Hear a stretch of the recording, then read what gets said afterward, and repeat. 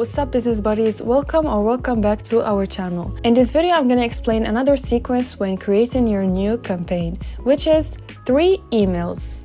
Meaning that you will send an email followed by 2 emails in case of no reply to a list of prospects.